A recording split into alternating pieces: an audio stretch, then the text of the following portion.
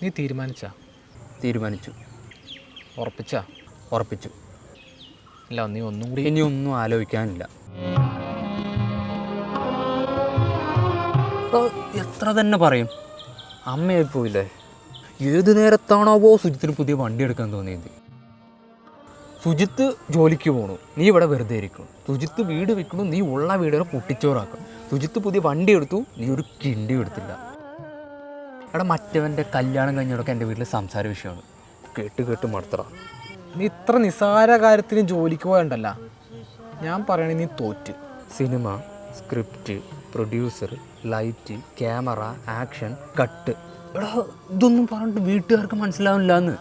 എടാ, മനസ്സിലാവില്ലടാ. നീ എൻ്റെ കാര്യം നോക്കിയേ. മിമിക്രിക്ക് സബ്ജില ഫസ്റ്റ്, മോണോ ആക്കിന് സബ്ജില ഫസ്റ്റ്. അപ്പോൾ ഈ നാട്ടുകാരുണ്ടല്ല, എൻ്റെ അച്ഛനോട് പോയിട്ടേ, രാധേ മകന് നല്ല കഴിവുണ്ടല്ല. ഏത് വരാ? ഈ ഡിഗ്രി വരാം. ഈ ഡിഗ്രി കഴിഞ്ഞപ്പോഴല്ല ഇതേ നാട്ടുകാർ അച്ഛൻ്റെ അടുത്ത് പോയിട്ട്, രാധേ മോന് പണിയൊന്നും ആയില്ലേ. ഈ നാട്ടുകാരെ വാക്കേണ്ട അച്ഛനുണ്ടല്ല, ഉണ്ണായിരിക്കുമ്പോൾ പെറു പെറു പെറു പെറു പെറു പെറു പറയുമുണ്ടല്ല. എൻ്റെ ഭാവിയുടെ കാര്യം ഓർത്തിട്ട് എൻ്റെ അച്ഛനേക്കാൾ ഭീതി നാട്ടുകാർക്കാണ്. ഈ പ്രശ്നത്തിനൊക്കെ ഒരു പങ്ക് വഹിക്കുന്നത് കുടുംബശ്രീ ആണെന്നാണ് എൻ്റെ ഒരു സംശയം. എടാ, എല്ലാ വ്യാഴാഴ്ചയും എൻ്റെ അമ്മ കുടുംബശ്രീക്ക് പോകും. അടുത്ത ദിവസം എൻ്റെ വീട്ടിൽ ദുഃഖവെള്ളിയാടാ. എടാ, അവരെ കുറ്റം പറയാനും പറ്റില്ല. എല്ലാ പാരൻസും ചിന്തിക്കുന്ന പോലെ അവർ ചിന്തിച്ചിട്ടുള്ളൂ. ജോലിക്ക് പോകണം, വീട് വെക്കണം, വണ്ടി വാങ്ങണം, ഒരു നല്ല നിലയിലെത്തണം. പക്ഷെ എത്തിപ്പറ്റാൻ എന്താണ്, കുറച്ച് സമയം വേണം. എനിക്കൊരു ശുചിത്താവണ്ട.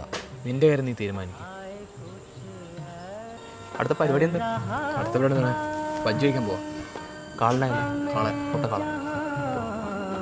ഒരു റീല് അയച്ചിട്ടുണ്ട്, കാണട്ടാ. കാണാം. പണിക്ക് പോകണ്ട? തീരുമാനിച്ച്. സിനിമ